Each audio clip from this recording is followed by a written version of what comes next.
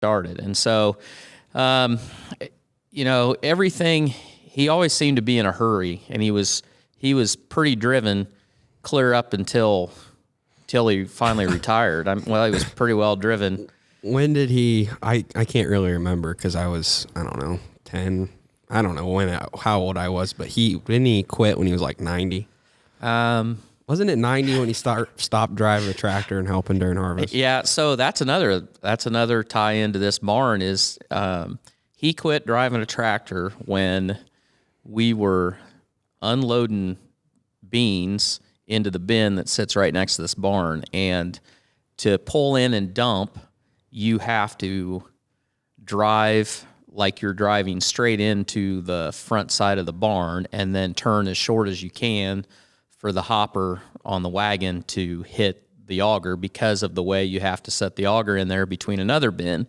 And kind of a cluster. It's a little bit of a cluster.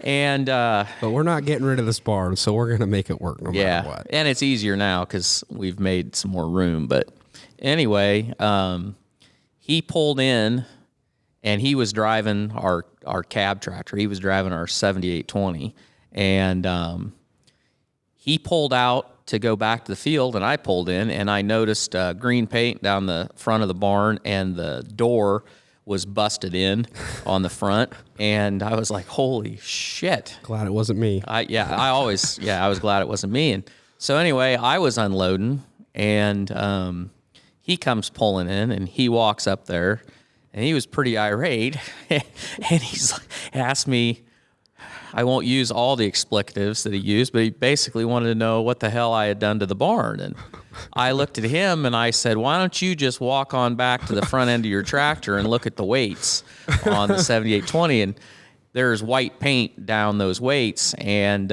he just shook his head and came over and he goes, that's it. I'm done. I don't have any damn business driving a tractor. If I can't see any better than that, you just do it.